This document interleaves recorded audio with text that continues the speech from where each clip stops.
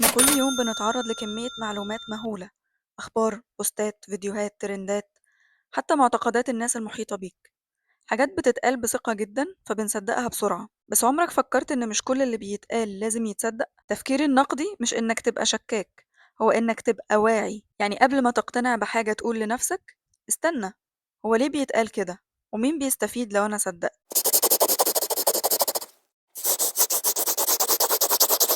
إزاي نفكر تفكير نقدي؟ أول خطوة، اعترف إنك ممكن تكون غلط، وده صعب لأن دماغنا بتحب تحس إنها دايما صح. بس لما تقبل الاحتمال ده بتبدأ فعلا تفكر، لأنك بتفتح باب إنك تسمع كل الجوانب حتى اللي مش على مزاجك. تاني خطوة، افصل بين الفكرة وبين اللي بيقولها. ساعات بنرفض المعلومة مش عشان غلط، بس عشان مش بنحب الشخص اللي قالها.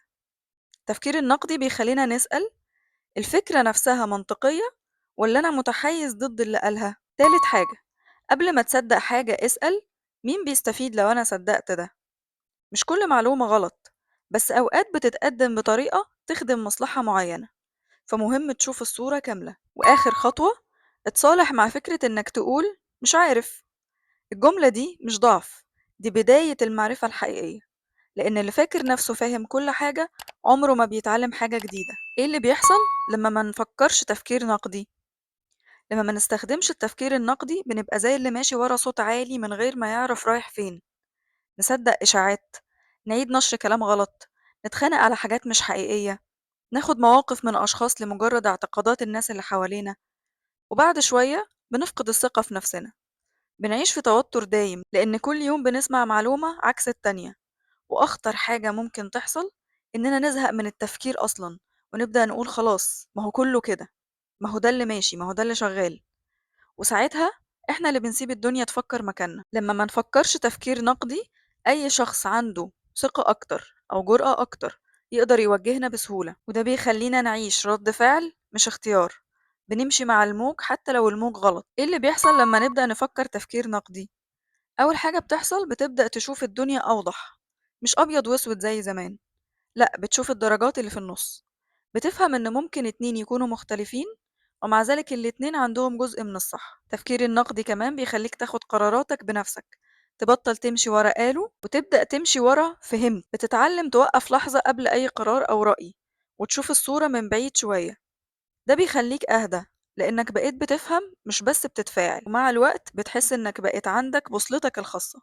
مش كل حاجة تهزك ومش كل رأي يغيرك.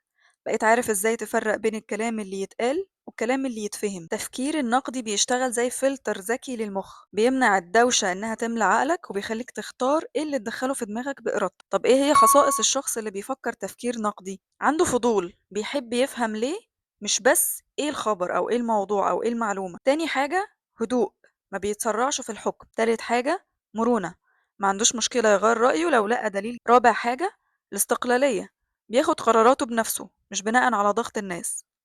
خامس حاجة، التحليل والتقييم، بيحلل المعلومة قبل ما يقبلها أو يرفضها.